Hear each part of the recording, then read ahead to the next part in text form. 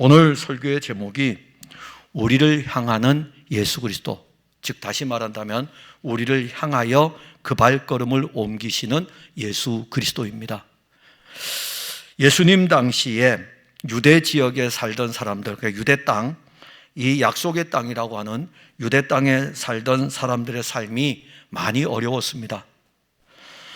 왜 그러냐면은 이 유대 땅이라고 하는 이 땅이요, 젖과 꿀이 흐르는 땅이 사실 아니에요.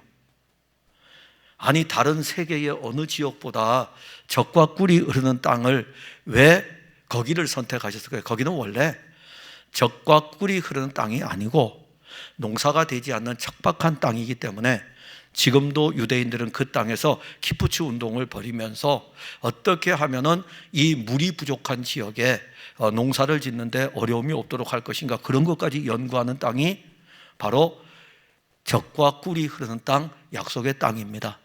그래서 그 의미의 젖과 꿀이 흐른다는 그 의미는 눈에 보이는 가나안 땅이 아니고 신령한 젖과 생명의 이 달콤한 꿀이 흐르는 하나님의 약속 그리스도를 사실 이야기하는 거예요.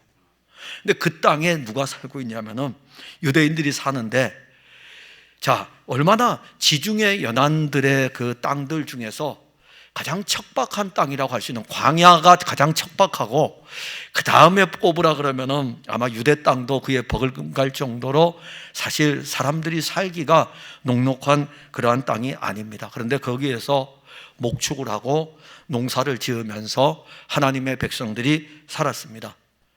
그런데 이 하나님의 백성들이 사는 이 땅이 하나님의 통치가 구현이 돼야 되는데, 이 이스라엘 백성들은 하나님께 범죄함으로 인하여 가지고 하나님이 주변의 나라를 통해 가지고 계속 이스라엘을 통치하게 만들어 버립니다.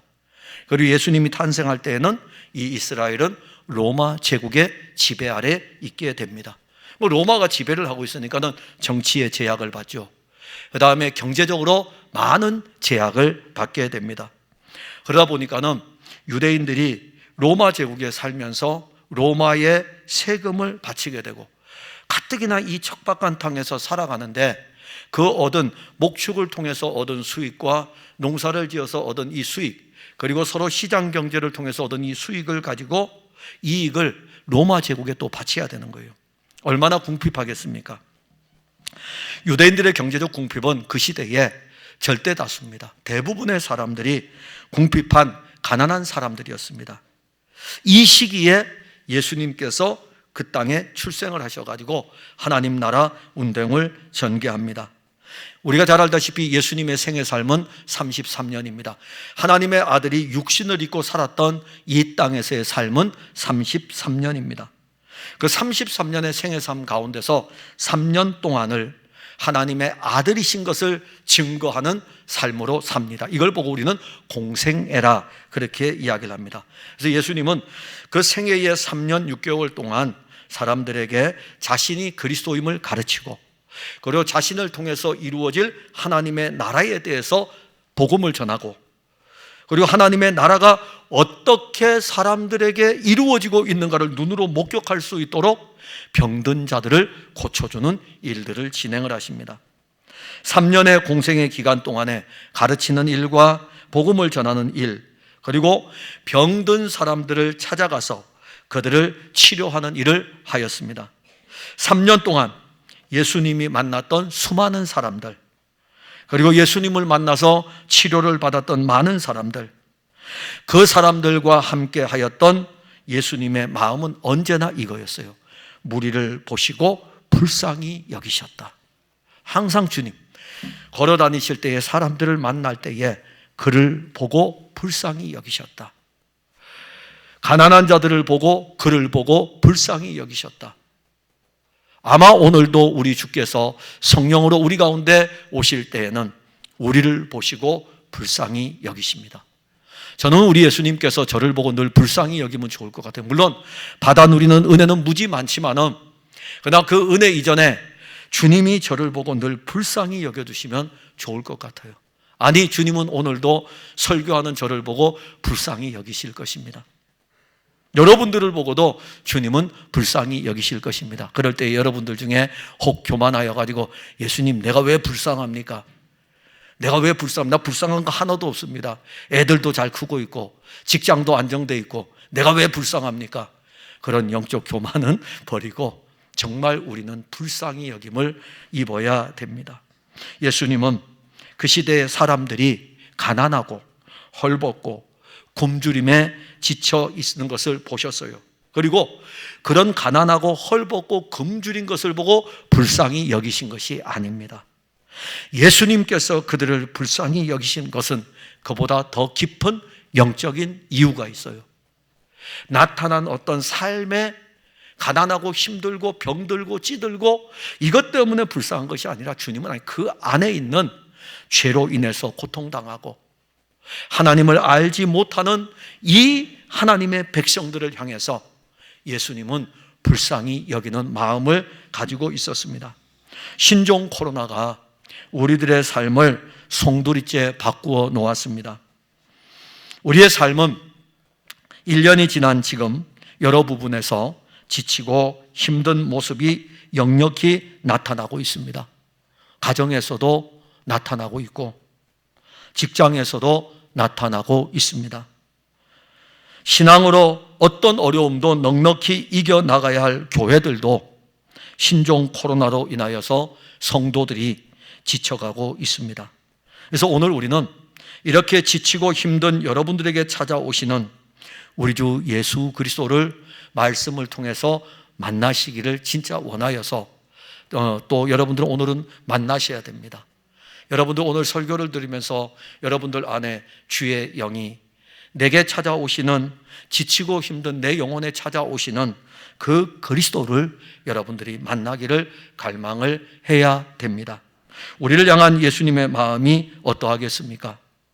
지쳐있는 우리의 영혼을 향해 찾아오시는 그 주님의 발걸음은 어떠하겠습니까?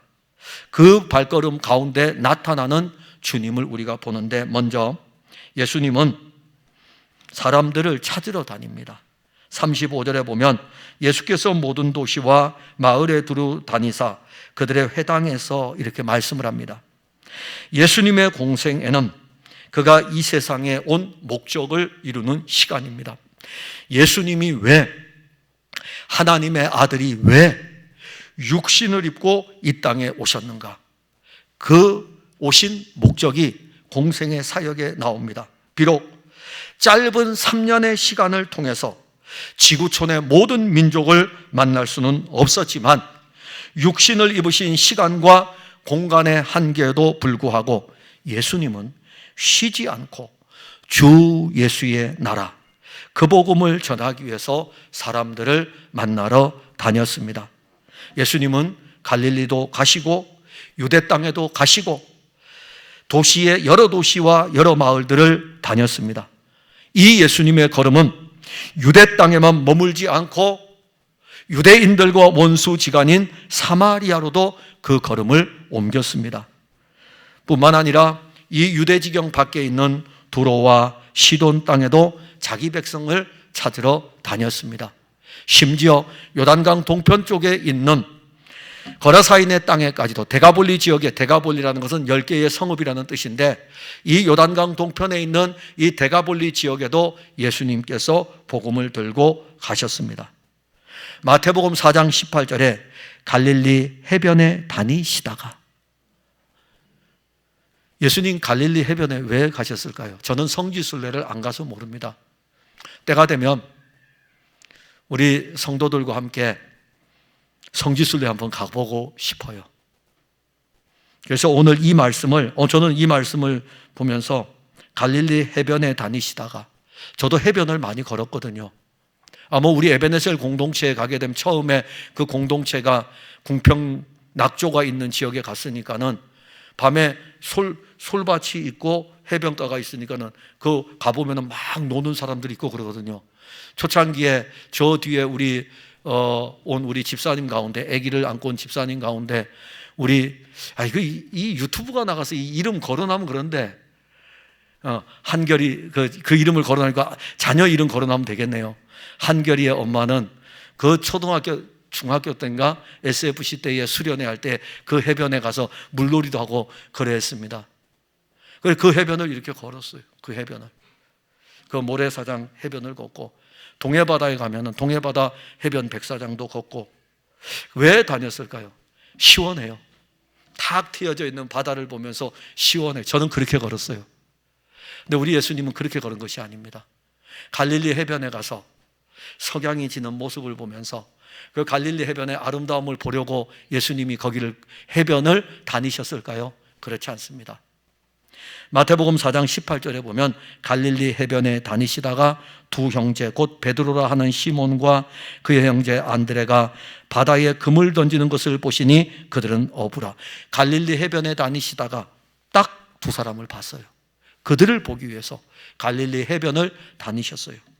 마태복음 4장 21절에 그 두 사람을 부르고 난 다음에 거기서 더 가시다가 또 걸으셨어요. 갈릴리 해변에 다니시다가 또 거기서 더 가시다가 다른 두 형제 곧 세베대의 아들 야고보와 그의 형제 요한이 그의 아버지 세베대와 함께 배에서 그물 깁는 것을 보시고 부르셨다. 해변을 거니시고 더 가시면서 예수님께서 이렇게 쉬지 않고 이 갈릴리 해변을 다니셨습니다. 갈릴리 해변만 거니셨겠어요? 갈릴리 지역을 다 다니시고, 예수님이 갈릴리 지역에 다니니까는 갈릴리 지역에 예수님의 소문이 퍼져나갑니다. 그런데 이번에는 거꾸로 예수님의 이야기를 듣고 사람들이 예수님에게 또 몰려옵니다. 마태복음 4장 24절에 그의 소문이 온 수리아에 퍼진지라 사람들이 모든 앓는 자 곧 각종 병에 걸려서 고통당하는 자, 귀신 들린 자, 간질하는 자, 중풍병자를 데려오니. 누구에게로? 예수께로 데려옵니다.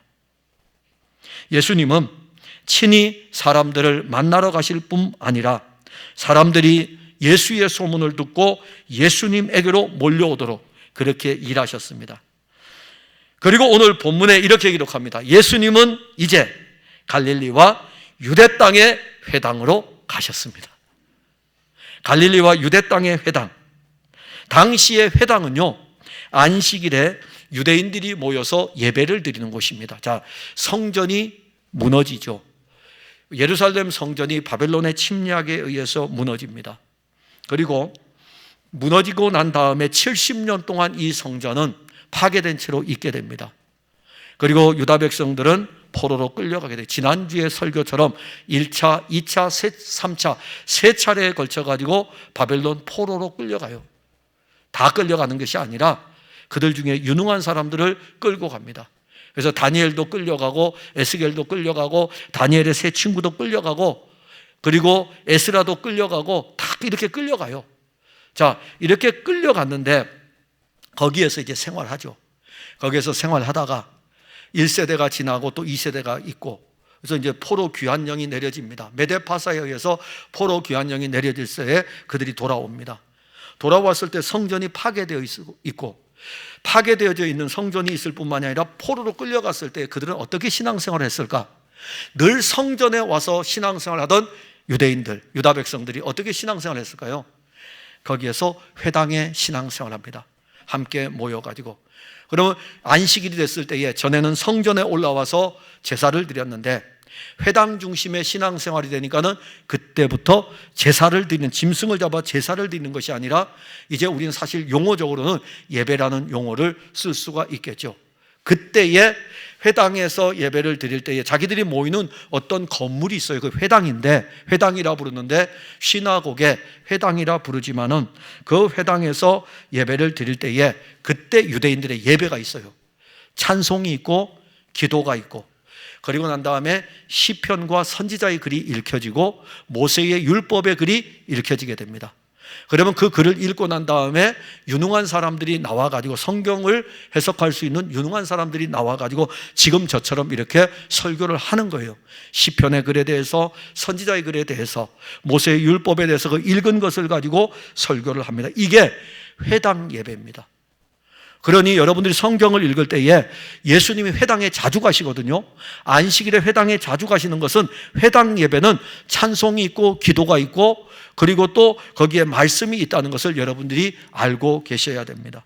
유대인들이 모여서 예배를 드리는 곳입니다. 찬송도 부르고 기도도 하고. 그래서 선지자의 글이나 율법의 글들이 읽혀지고 나면 예수님이 회당에 가서 회당은 또 이게 있어요. 그 모여서 예배드리는 사람 중에 뛰어난 사람이 있으면 그 사람이 그날 설교자입니다. 회당장이 설교도 하지만은 오늘 이 자리에 뛰어난 사람이 있으면 그분에게 이렇게 요청하는 거죠. 오늘 읽은 이 말씀에 대해서 한번 풀어주시면 좋겠습니다. 누가 항상 픽업될까요? 당연히 예수님이죠. 예수님이 푸시는 이 말씀은요, 권세 있는 말씀이고 다른 사람의 가르침과 다르기 때문에 갈릴리 지역에 소문이 나는 거예요. 그러니까 예수님은 여러 지역에 다니면서 회당에 가가지고 이 말씀을 풀어줍니다. 그리고 유대인의 회당에서 구약의 말씀이 읽혀지고 그 구약의 말씀을 해석할 때에 예수님이 전하는 것이 무엇이겠습니까? 내가 약속대로 온 하나님의 아들이다. 내가 구약에서 예언한 그 예언의 말씀이 나를 가리키는 것이다. 그렇게 말씀하셔요. 왜 예수님은 회당을 자주 찾아가실까요? 자기 백성을 찾기 위해서. 오늘 갈릴리와 유대 그 온 땅을, 모든 땅을 다니면서 회당을 가서 자기 백성을 찾으시는 것입니다. 3년 동안 예수님은 그 걸음을 멈추지 않았습니다. 자기 백성을 구원하는 일을 위해 예수님은 그 걸음을 계속 걸었습니다. 우리는 하나님의 아들의 발걸음이 이 세상을 향하여 온 것을 기억해야 됩니다. 하나님의 아들은 자기 백성들을 구원하기 위하여 하늘의 영광 보좌에서 이 세상으로 왔습니다. 여러분들을 구원하기 위해서, 여러분들이 하나님의 백성들이기 때문에 여러분들을 건지기 위해서 하늘의 영광스러운 그 자리에서 우리와 같은 육신을 입고 이 세상을 향하여 오신 것입니다. 그리고 이 세상에서 33년을 사시고 십자가에서 죽으시고 부활하심으로 말미암아 승리하셨는데 그 주님이 그의 영을 통해서 이제는 오늘 뒤에 읽지 않았어요. 설교가 길어질까 봐 37절 38절을 읽지 않았지만 추수할 것은 많되 일꾼이 적으니 그러므로 추수하는 주인에게 청하여 추수할 일꾼들을 보내주소서 하라. 예수님 하신 말씀이에요. 이제는 성령으로 말미암아 자기 백성들에게 향하고 계십니다. 그의 영으로 자기 백성들에게 향하는데 누구를 통해서? 추수하는 일꾼들을 통해서 말씀으로 향하여 오고 있습니다. 오늘 지금 이 시간, 그 시간이에요. 그 시간, 주 예수께서 우리에게로 향하여 그의 영을 통하여 말씀으로 우리에게 지금 오시는 것입니다. 우리를 향하여 오시는 주님. 우리 중에 어떤 사람들은 유대인들처럼 유대 종교의 본산지인 회당에서 예수님을 만날 것입니다. 여기는 교회가 시간이 갈수록 유대인의 회당이 되고 있어요. 찬송도 있고 기도가 있는데 구약에서 가르치는 그 말씀의 의미를 알지 못하고 이 성경이 나를 가르침이라는 주님의 말씀을 알지 못하고 유대인들처럼 오늘날도 교회에서 율법을 내가 이루려고 하는 그런 교인들이 모여 있어요. 그게 유대인의 회당이죠. 인종적으로는 유대인이 아니지만 종교적으로는 유대인이죠. 그 유대인의 회당입니다. 여기에서 여러분들이 내게 찾아오시는 그리스도를 만나는 것이고, 어떤 사람들은 자기가 일하는 일터에서 예수님을 만날 것입니다. 주 예수는 어떤 공간이든지 관여하지 않습니다. 그러게 감옥에서도 만날 수 있고, 그리고 해변에서도 만날 수 있고, 이 예수님을 회당에서도 만날 수 있고, 왜냐하면 주 예수님은 이제는 그의 영으로 어디든지 어떤 일을 하든지 우리들에게, 자기 백성들에게 찾아오십니다. 어떤 사람들은 병약한 몸으로 병상에 누워 있을 때에 주 예수께서 찾아오시는 것을 알게 되고 만날 것입니다. 하나님은 그의 아들 그리스도 안에서 자기 백성들을 오늘도 찾으십니다. 그리고 오늘 우리가 보는 것은 예수님이 찾으시고 난 다음에 무엇을 하시느냐예요. 하나는 하나님의 나라가 이루어졌다라고 하는 이 부분을 말씀하는데, 하나님의 나라에 대한 실제입니다. 본문 3절에 보면은 그들의 회당에서 가르치시며 천국 복음을 전파하시며. 자, 예수님이 갈릴리의 여러 지역에 다니면서 회당에 들어가서 무엇을 하시냐면은 가르치시는 거예요. 그리고 천국 복음, 하나님 나라, 이 복음에 대해서 전파합니다. 이게 예수님이 회당에 가시는 목적이에요. 사람들에게 하나님의 나라를 가르칩니다. 당시에 회당에 들어가서 유대인들에게 하나님의 나라를 가르치는데, 하나님의 나라를 유대인들은 기다리고 있었어요. 유대인들은 이 하나님의 나라를 기다리고 있었는데, 이들이 가진 생각은 어떤 생각이냐면, 곧 있으면 메시아의 나라가 도래할 것이다. 이 메시아 사상이 굉장히 뜨거웠습니다. 그들의 믿음은 어디에서부터 출발합니까? 선지자들을 통하여 전해진 그 말씀에 근거해서 곧 오신대, 주의 나라가 곧 임한대, 하나님의 나라가 곧 올 것이야. 왜냐하면 선지자들이 전하고 이 말씀을 전한 지 벌써 말라기 선지자부터 시작해서 예수님이 활동할 때까지가 400년의 시간이 지났잖아요. 400년의 시간이 지났고, 그 말라기 선지자 앞에서 하나님의 나라의 복음을 전하였던 예레미야 선지자, 그보다 조금 더 앞에 전했던 이사야 선지자, 이들의 입을 통하여 가지고 전해진 하나님의 나라, 벌써 500년의 시간이 쭉 지났잖아요. 500여 년의 시간이 이렇게 지난 뒤, 500년이 뭡니까? 오랜 시간이 지났잖아요. 그 오랜 시간이 지나는 동안에 선지자들의 글들 가운데 그들에게 정치적으로 국제 정세상 와 있는 가장 강력한 힘은 뭐였냐면, 약속한 대로 메시아가 오실 것이다.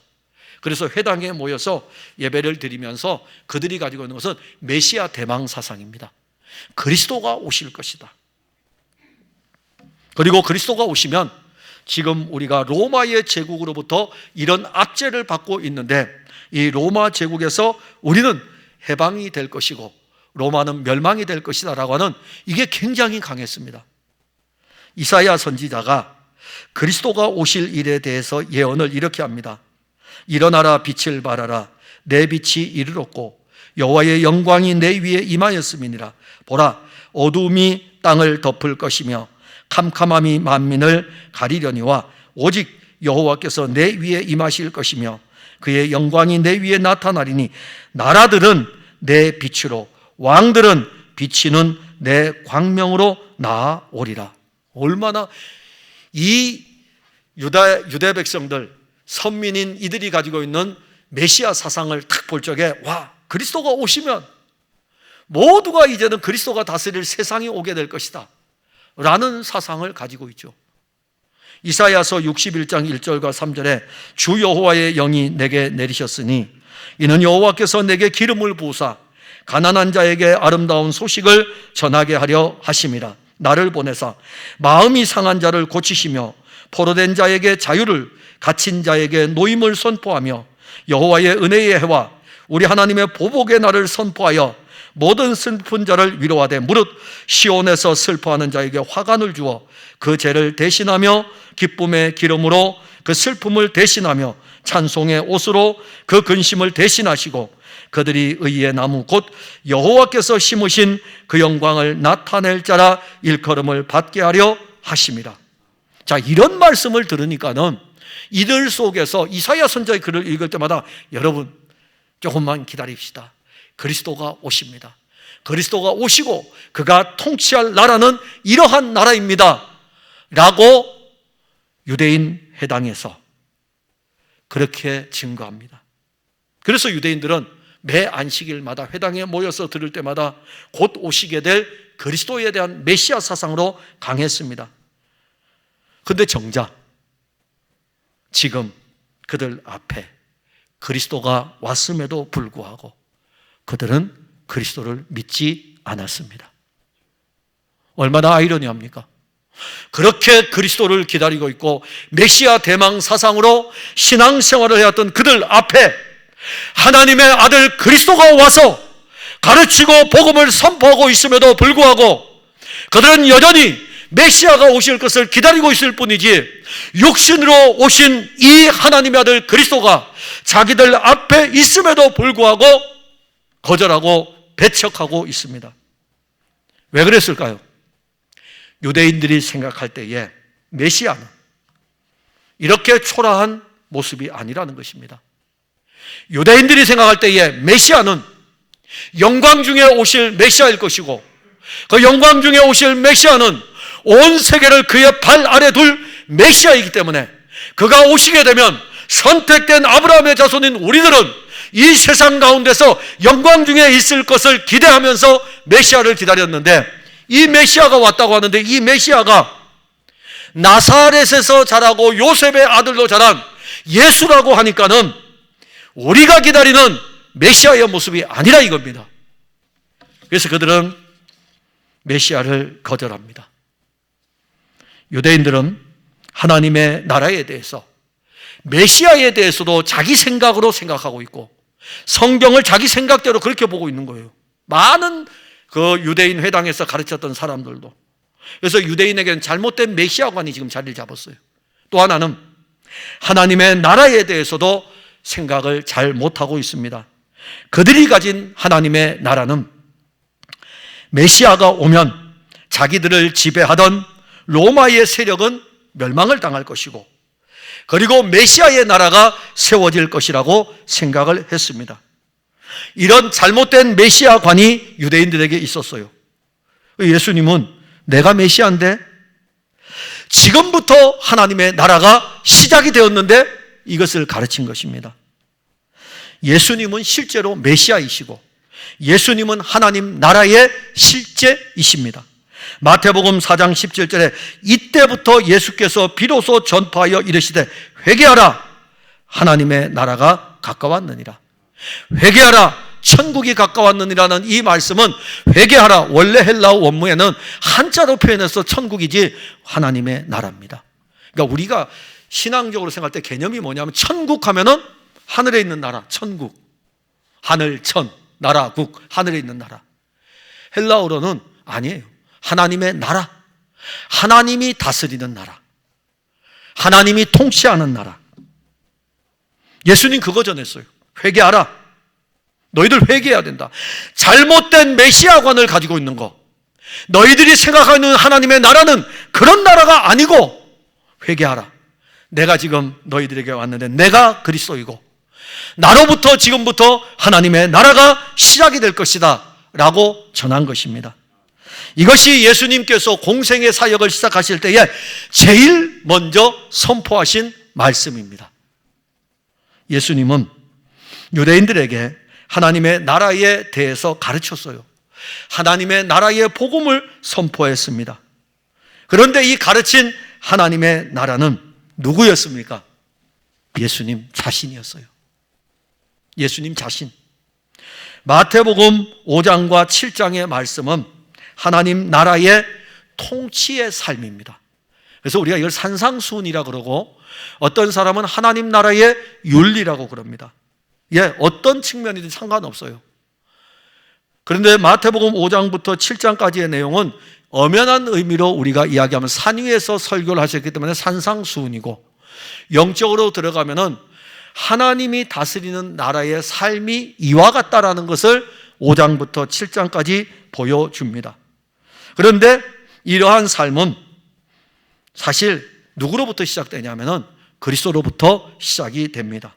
그래서 예수님은 나로부터 시작되는, 내가 바로 하나님의 나라의 실제라는 것을 말씀을 합니다. 여러분들의 신앙의 실제는 이제는 여러분들이 아닙니다. 여러분들이 그리스도를 알지 못할 때는 여러분들이 실제였죠. 아담에 의해 본성이니까는.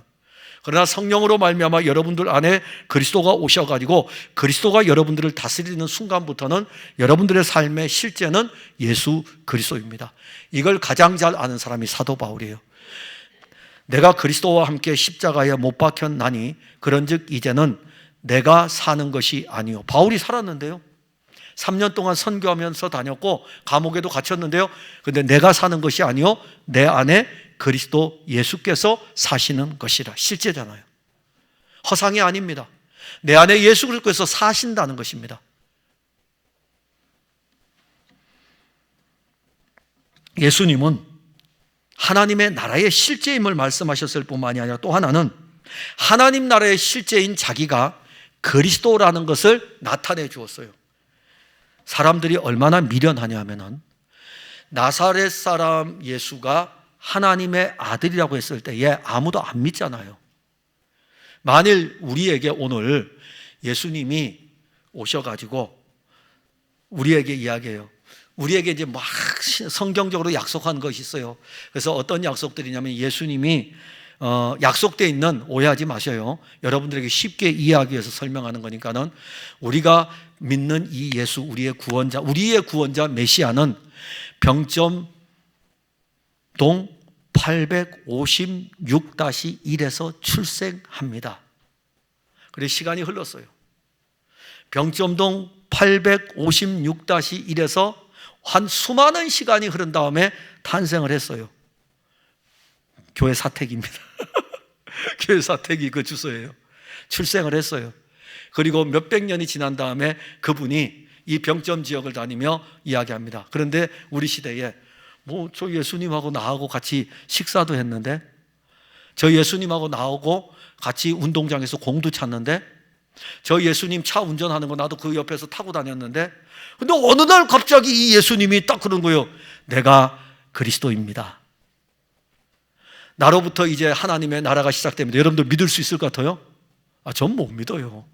아니, 엊그제 저하고 공차면서 축구공 주고받았고, 농구하면서 서로 패스하면서 그렇게 했고, 운동 끝난 다음에 서로 목욕탕 가서 목욕도 하고, 그랬는데 제가 그 예수님이 갑자기, 야, 김성만, 내가 그리스도야.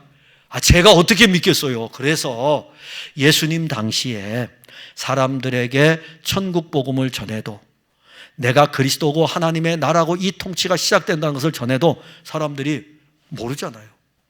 그래서 예수님이 그리스도라는 사실을 알려주는, 사람들이 믿도록 하는 방편이 하나 나옵니다. 그게 뭐죠? 35절에 모든 병과 모든 약한 것을 고치시니라. 이건 보여지는 현상이잖아요. 모든이 무슨 뜻입니까? 못 고칠 질병이 하나도 없다는 것이죠. 모든 약한 것은요, 어떤 것일지라도 내가 다 회복시킬 수 있다. 마태복음 4장 24절에 보면 이와 똑같은, 그러니까 앞에 보게 되면은 이와 똑같은 말씀이 나옵니다. 그의 소문이 온 수리아에 퍼진지라 사람들이 모든 앓는 자 곧 각종 병에 걸려서 고통당하는 자, 귀신 들린 자, 간질나는 자, 중풍병자를 데려오니 그들을 고치시더라. 자, 이제 그걸 보고 있어요. 다르네. 자기 본인이 하나님의 나라를 시작한다 그러고, 그 다음에 그가 그리스도라고 하는데, 와, 정말 대단하네. 어떤 나쁜 사람을 데려가든지 간에 이 예수님이 말씀하시면은 그냥 그대로 고쳐지는 거예요. 왜 그렇게 했을까요? 병자들에게 고쳐주기 위해서요? 아니에요. 내가 그리스도라는 사실을 사람들에게 알려줄 수 있는 가장 좋은 방편이 치유의 사역인 것입니다. 그거 보여준 거예요. 그걸 보고 믿으라 이겁니다. 세상 사람들은 고칠 수 없지만은, 세상 사람 죽은 자 가운데서 죽은 자를 누가 고쳐줄 수 있습니까? 주 예수 그리스도만이 하나님의 아들이시기 때문에 그가 말씀하시면 죽은 자도 살릴 수 있고, 그러면 죽은 자를 살릴 때에 사람들에게 뭘 하기 위해서요? 내가 그리스도야, 내가 하나님의 아들이야 라는 것을 현상을 통해 가지고 믿으라고 지금 보여주는 것 아닙니까? 예수님은 말씀이 육신이 되어 오신 그리스도이십니다. 말씀이 육신이 되어 오신 예수님은 그 안에 생명이 있습니다. 그 생명은 사람들을 살립니다. 그 생명이 말씀하면 그 말씀은 생명이 있어 능력으로 나타납니다. 그래서 주 예수께서 귀머거리에 말씀하여 에바다 하고, 혀가 풀어 벙어리 된 자에게 에바다 하고, 그러면 열려지고 들려지고, 맹인에게 손을 얹어 실로암 못에 가서 씻으라 그러면은 가다가 치료받고 씻어서 치료받고, 예수님이 나사렛에서 만난 분이라면은 우리와 똑같은 본성을 가지고 있다면 그 말씀이 그 능력이 될까요? 그 말씀이 생명이 될까요? 안 되죠. 그가 하나님의 아들 그리스도이기 때문에, 그 말씀 안에 생명이 있기 때문에, 그 생명이 말씀 안에서 일하기 때문에 그 말씀이 임하는 자에게 영적으로 눈먼 자는 눈이 뜨여질 것이고, 영적으로 입이 닫힌 자는 그 입이 열려질 것이고, 종교로 살아가는 사람들에게는 생명으로 살아가는 은혜가 그 말씀으로 말미암아 우리에게 이루어집니다. 이게 말씀이 육신이 되어 우리 가운데 오시고, 그 말씀은 생명이고, 그 말씀은 이제 우리에게 성령으로 말미암아 이루어졌습니다. 예수님이 평범한 사람이라면 어떻게 모든 병을 고치겠습니까? 치유 사역을 행하신 것은 그 사역을 통해 내가 하나님의 아들, 너희들이 그렇게 기다리던 메시아라는 것을 알려준 거예요. 예수님이 가다라 지방에 가셨을 때에는 앞에 사건이죠. 귀신 들린 자를 고쳐줍니다. 귀신 들린 자를 자유하게 하고 귀신에 매여 있던 사람에게 해방을 주었습니다. 우리는 예수를 그리스도로 믿고 있습니다. 우리가 고백하는 예수 그리스도는 우리의 생명입니다. 그는 우리가 주 예수 그리스도를 믿음으로 고백하였을 때에 이미 우리 안에서는 하나님의 나라를 시작하였습니다. 내가 예수를 그리스도로 고백할 때에 그의 영은 우리 안에서 하나님의 나라를 시작하였고, 우리 안에서는 그의 통치가 진행이 됩니다. 이제 그가 우리를 통치해요. 그의 생명이 우리 안에서 일하기 시작합니다. 통치한다는 개념은 다스린다는 개념이고, 생명으로 이야기한다면 그 생명이 우리 안에서 일한다는 것입니다. 우리가 믿는 예수 그리스도는 우리 안에 그래서 무엇을 이루어갑니까? 하나님의 나라를 이루어갑니다. 절대로 우리는 하나님의 나라를 이룰 수가 없어요. 어떻게 우리가 하나님의 나라를 이루겠습니까? 어떤 노력으로도 이룰 수가 없어요.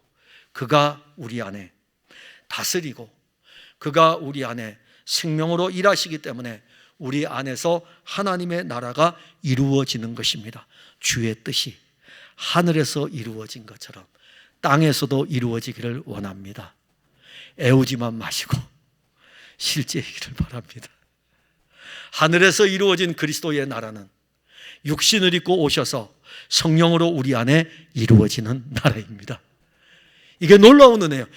예수님께서 제자들이 예수님에게 예수님 어떻게 기도하면 되겠습니까? 여러분들이 저한테 목사님 제가 앞으로 어떻게 기도하면 좋겠습니까? 네, 집사님 뭐 어렵죠? 집사님 이렇게 기도하세요.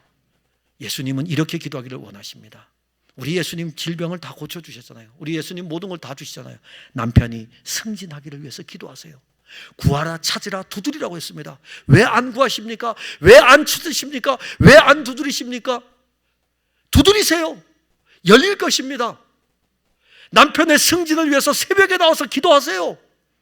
금식하며 기도하세요. 몇 년 동안 누락됐다고 걱정하지 마세요. 구하세요. 저는 이렇게 하겠죠. 저는 이렇게 할 거예요.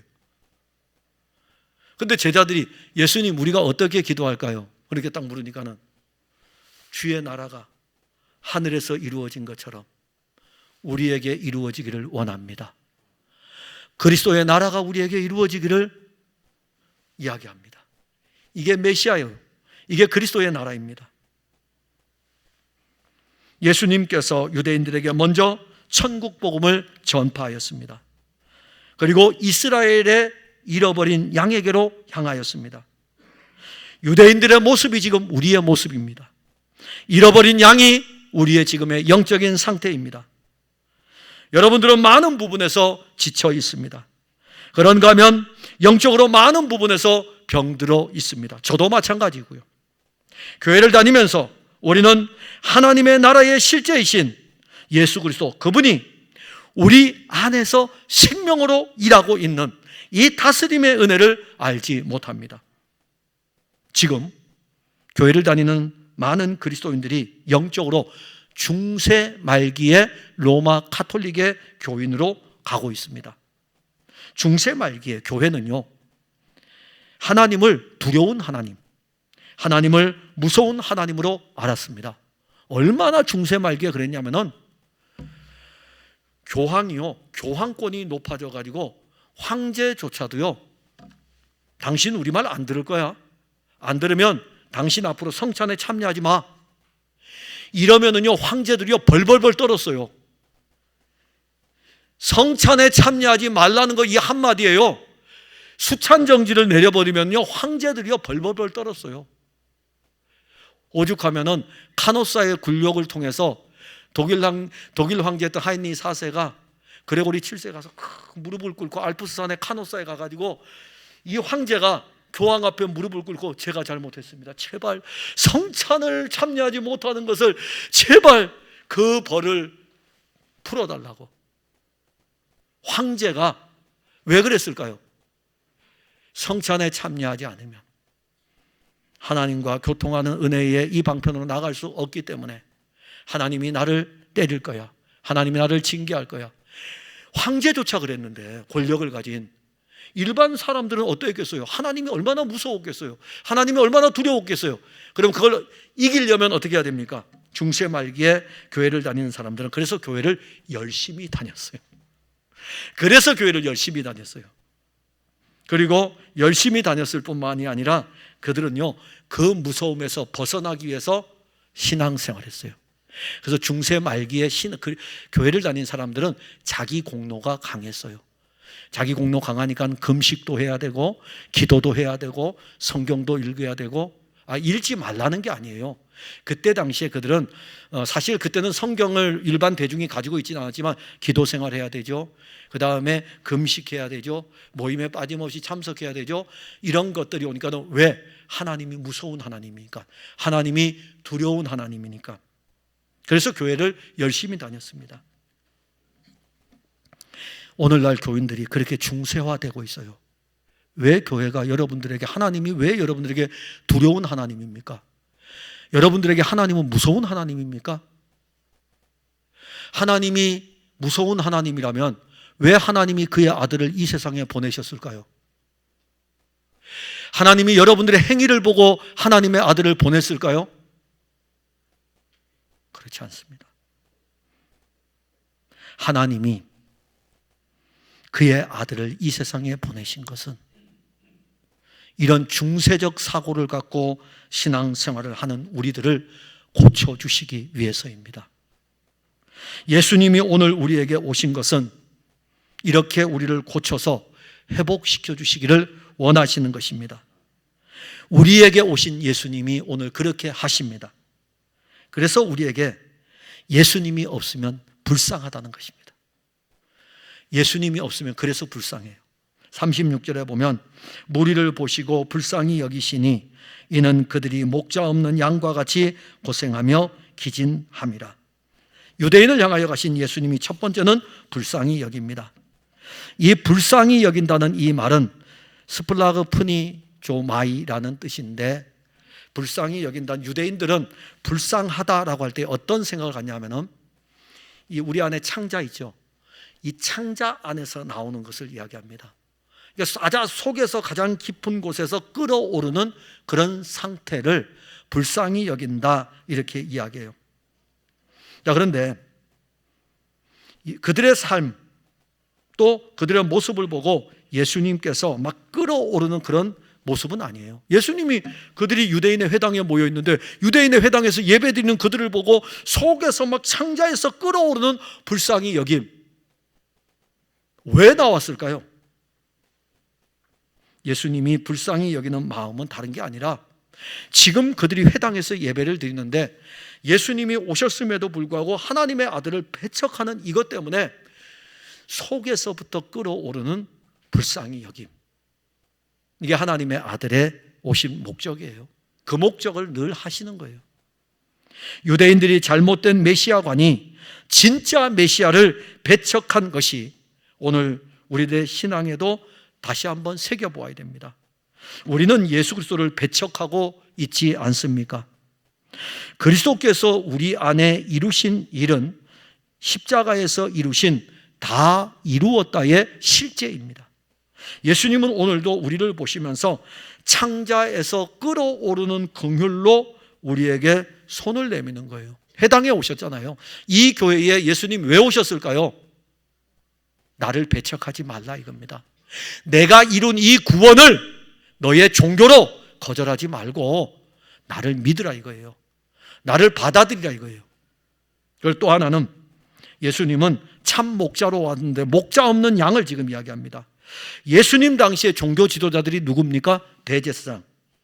그런가 하면 종교적으로 자기의 의를 이루기 위해서 구약의 말씀을 따라 살았던 바리새파.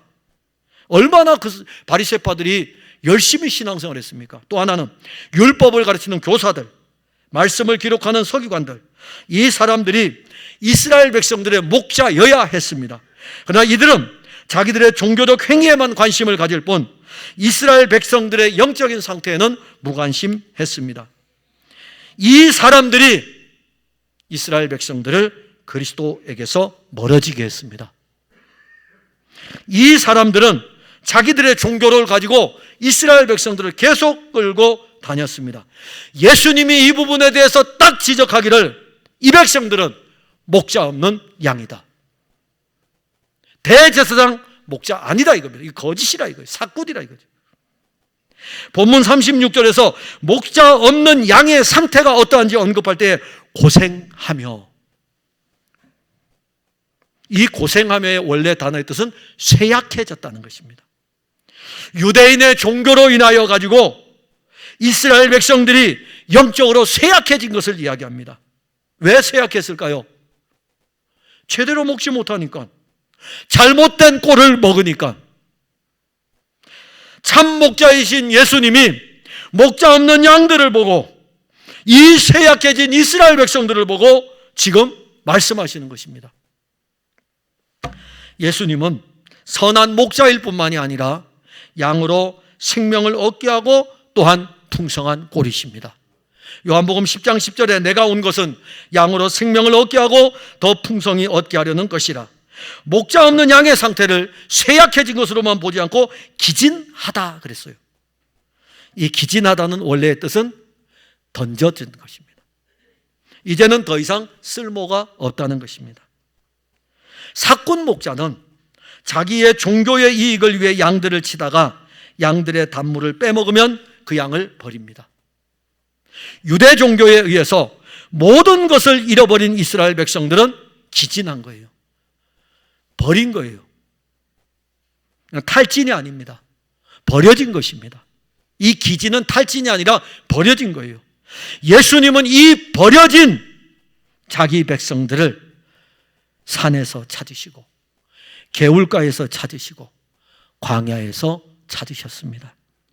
예수님이 보실 때 이스라엘 백성들의 모습은 목자 없는 양의 모습입니다. 이제는 참 목자가 왔습니다. 요한복음 10장은 예수님이 참 목자임을 증거합니다. 목자 없이 유리하고 방황하는 사람들을 찾아오신 것입니다. 우리는 예수 그리스도를 떠나 영적으로 방황하고 있지 않습니까? 우리는 우리의 종교를 가지고 예수 그리스도가 이루신 일들을, 또한 예수 그리스도를 일부러 배척하고 있지 않습니까? 오늘 우리를 찾아오시는 우리의 참목자 예수 그리스도는 지금 이 시간 풍성한 교회 산에서, 풍성한 교회 개울가에서, 풍성한 교회 광야에서 여러분들에게 손을 내미십니다. 그리고 여러분들을 붙드셔가지고 쇠약해진 여러분들, 버려진 여러분들을 안으십니다. 저도 안고 여러분들을 이 시간에 그리스도가 안으십니다.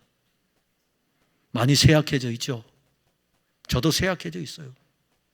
여러분들도 영적으로 많이 쇠약해 있죠? 교회를 다니면서 얼마나 많이 쇠약해져 있습니까? 아니, 교회를 다니면서 쇠약해 있어요.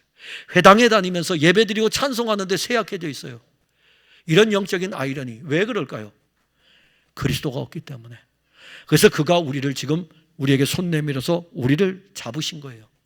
우리를 붙들어 가지고 우리를 안으신 것입니다. 예수님은 우리가 세상과 종교로부터 버려진 것을 알고 있습니다. 우리가 사실 기댈 곳은 한 곳도 없습니다. 언제까지 우리 주님이 내미는 그 손을 외면하시겠습니까? 오늘도 십자가에서 그 손을 내밀어 한편의 강도를 잡아주는 그 손의 은혜가 여러분들에게 있기를 바랍니다. 사랑하는 성도 여러분, 우리를 향한 예수님의 마음은 어제나 오늘이나 여전합니다. 우리를 향한 그의 사랑이 여전하고 우리를 향한 그의 긍휼이 여전합니다. 그가 오늘도 우리를 찾아오십니다. 여러분들이 많이 지쳐 있는 것을 아십니다. 여러분들이 거친 세상에서 힘에 겨워하고 있는 것도 아십니다. 목자 없는 양같이 버려진 여러분들의 영적인 상태도 주님은 아십니다. 예수님이 이 시간에 이 교회당에서 여러분들에게 생명으로 찾아오심을 여러분들은 믿음으로 받으시면 됩니다. 예수님이 여러분들을 안아주심을 믿으시면 됩니다. 다른 거 없어요. 어떻게 내가 안겨있죠? 주 예수의 말씀이 여러분들을 지금 안고 있지 않습니까? 주 예수의 말씀이 여러분들을 치료하여 주고 있습니까? 그 긍휼이 오늘 이 시간에도 우리를 향하고 있음을 우리가 말씀을 통해서 듣지 않습니까? 그가 우리의 참 목자이시며 우리를 안고 우리를 당신의 우리 안으로 들어가고 또 때가 되면 우리를 불러내어서 쉴 만한 물가로 인도하십니다. 기도하겠습니다. 하나님, 은혜를 감사합니다. 주님, 우리를 늘 만나 주셔야 되고 주님, 우리를 늘 찾으셔야 됩니다. 안 그러면 우리는 아담의 옛 본성 때문에 자꾸 곁길로 가려고 합니다. 떠나려고 합니다. 멀어지려고 합니다. 내 어떤 열심으로도 이것을 해보려고 하지만은 되지를 않는 것을 우린 이미 많이 경험을 하였습니다. 예수님, 오늘도 우리에게 손을 내미시고 혹 우리가 연약하여 넘어질 때에 내일도 우리에게 손을 내미시고 오늘도 우리를 안으시고 내일도 우리를 안으시고 성령으로 말미암아 이 하나님 아버지의 아들 그리스도 예수가 우리를 향하여 보시는 그 긍휼의 은혜, 사랑하는 성도들이 누리기를 원합니다. 우리를 찾으심을 감사합니다. 매일마다 찾으시고 매일마다 안으시고 매일마다 우리를 먹여 주옵소서. 예수님 이름으로 기도하옵나이다. 아멘.